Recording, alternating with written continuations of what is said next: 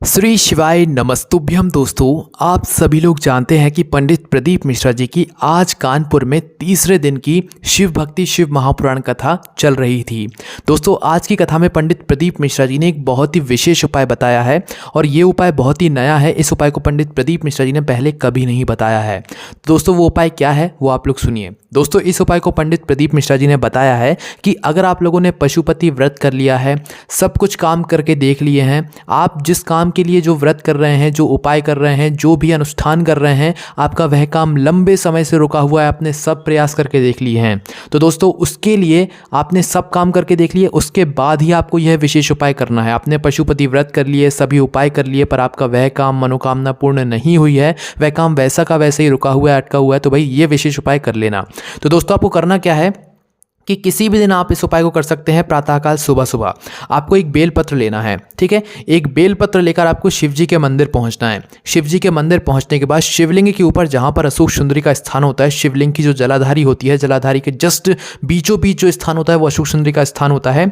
उस स्थान पर एक बेलपत्री समर्पित कर बेलपत्री कुछ इस प्रकार से समर्पित करना है कि जो बेलपत्री की डंडी होगी वो जलाधारी की ओर जहां से जल गिरता है उस तरफ आपको करके रख देना है, मतलब समर्पित कर देना है अशोक सुंदरी वाले स्थान पर, जलाधारी पर, शिवलिंग के ऊपर, ठीक है।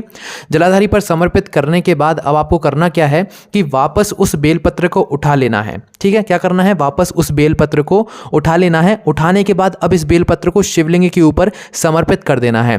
पर दोस्तों, शिवलिंग के ऊपर जब आप लोग इस बेलपत्र को समर्पित करेंगे तो जिस तरफ आप बैठे हुए होंगे उस तरफ आपको इस बेलपत्र की डंडी का मुख नहीं करना है। जिस तरफ आप बैठे हुए होंगे, जिस तरफ से आप बेलपत्र चढ़ा रहे होंगे, उस तरफ बेलपत्र की जो बीच वाली बड़ी पत्ती होगी उस तरफ मुंह आपका होना चाहिए, ठीक है।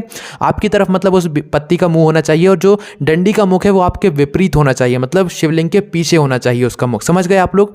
जो बेलपत्री की डंडी का मुख होगा, जब आप लोग इसे शिवलिंग अशोक सुंदरी वाले स्थान से उठाकर शिवलिंग पर चढ़ाएंगे तो इसकी जो डंडी का मुख होगा वो आपके विपरीत होना चाहिए, ठीक है। मतलब जो है शिवलिंग के पीछे होना चाहिए। उसके बाद दोस्तों, आपको करना क्या है, इस बेलपत्र को चढ़ाने के बाद आपको एक बाल्टी अपने साथ लेकर जाना है या 7 लोटा जल किसी भी पात्र में एक भरकर लेकर जाना है, एक लोटा लेकर जाना है, ठीक है। तो दोस्तों, उस बेलपत्र को शिवलिंग के ऊपर समर्पित करने के बाद आप अपने साथ एक जल की बाल्टी लेकर आइएगा जिसमें आप लोग 7 लोटा जल भरकर रख सकें, ठीक है। अपने घर से लेकर आइएगा, या तो मंदिर प्रांगण से भर सके तो वही वहां से भी भर सकते हैं, ठीक है। तो एक बाल्टी लेकर आइएगा जिसमें 7 लोटा जल होना चाहिए, ज्यादा भी चलेगा। अपने साथ एक लोटा जरूर रखिएगा। अब उस बाल्टी में से आपको 7 लोटा जल शिवलिंग के ऊपर समर्पित करना है श्री शिवाय नमस्तुभ्यम बोलकर, या श्री शिवाय नमस्तुभ्यम के अलावा शिव जी का जो भी नाम है, जो भी मंत्र है, उसे बोलते हुए आपको 7 बार 7 लोटे से जो है आपको शिवलिंग के ऊपर जल समर्पित करना है। एक लोटा है, उसी एक लोटे को भर भर के 7 बार आपको शिवलिंग के ऊपर, उसी बेलपत्र के ऊपर समर्पित करना है। 7 लोटा जल समर्पित करने के बाद उस बेलपत्र को उठाकर अपने घर ले आओ।